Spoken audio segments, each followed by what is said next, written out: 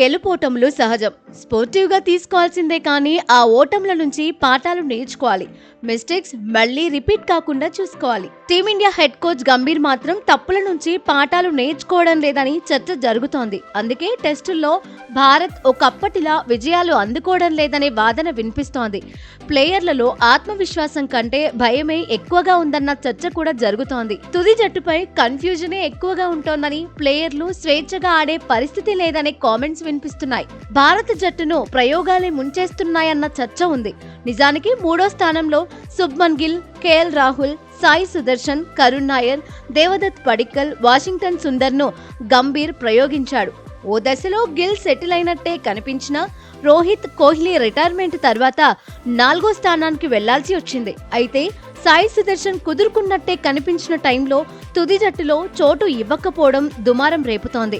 Allrounder Washington సుందర్ను 3వ స్థానంలో ఆడించడంపై విమర్శలు ఎక్కువ అవుతున్నాయి. 3వ స్థానంలో అతడినే కంటిన్యూ చేయాలనుకుంటే వాషింగ్టన్ సుందర్ను మరికొన్ని మ్యాచ్ల్లో టాప్ ఆర్డర్లోనే ఆడించాలంటున్నారు. అప్పుడే ప్లేయర్లలో కాన్ఫిడెన్స్ పెరుగుతుందంటున్నారు మాజీలు. గంభీర్ వ్యూహాలను సైతం తప్పుబడుతున్నారు. ఒకప్పుడు స్పిన్ తో ప్రత్యర్థులను బెంబేలెత్తించిన భారత ఆటగాళ్లు ఇప్పుడు అదే స్పిన్ కు బుక్ అవడం ఏంటని ప్రశ్నిస్తున్నారు. గత WTC సైకిల్లో న్యూజిలాండ్ చేతిలో ఎదురైన పరాజయాలను మర్చిపోతే ఎలా అని బౌన్సర్లు సంధిస్తున్నారు.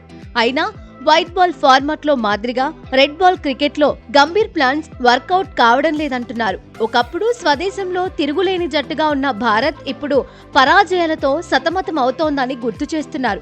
అభిమానులు కూడా గౌతీని విలన్లా చూస్తున్నారు.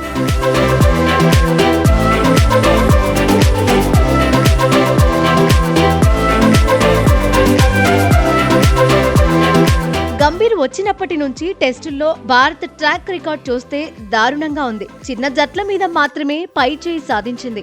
2024-25 సీజన్లో బంగ్లాదేశ్ పై 2-0తో గెలిచింది.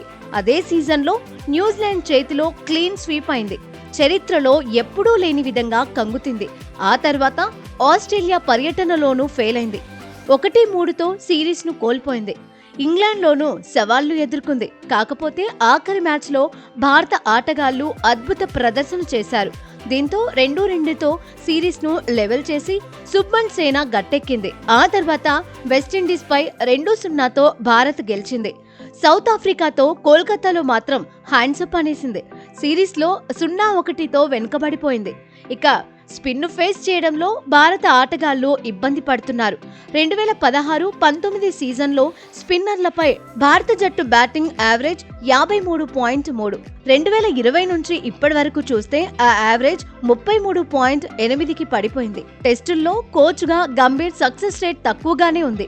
గౌతీ వచ్చాక భారత్ 18 టెస్టులు ఆడింది. అందులో 7 మ్యాచ్ల్లోనే గెలిచింది. 9 మ్యాచ్ల్లో ఓడిపోయింది. 2 మ్యాచ్లు డ్రా అయ్యాయి. విజయాల శాతం 38.89. స్వదేశంలో భారత్ 8 మ్యాచ్లు ఆడితే అందులో 4 గెలిచింది. 4 మ్యాచ్ల్లో ఓడింది. విజయాల శాతం 50. ఓవర్సీస్లో 10 మ్యాచ్ల్లో 3 విజయాలు సాధించింది. 5 మ్యాచ్ల్లో చిత్తైంది. 2 మ్యాచ్లు డ్రా అయ్యాయి. అయితే సౌత్ ఆఫ్రికాతో ఆఖరి టెస్ట్లో ఓడితే మాత్రం గంభీర్పై మరిన్ని విమర్శలు పెరగడం ఖాయం. టెస్టులకు సంబంధించి హెడ్ కోచ్ను మార్చాలనే డిమాండ్స్ ఎక్కువ అవుతున్నాయని చర్చ జరుగుతోంది. మొత్తంగా ఇప్పుడు గౌతీపై ఒత్తిడి ఎక్కువే ఉందని ఎక్స్పర్ట్స్ చెబుతున్నారు.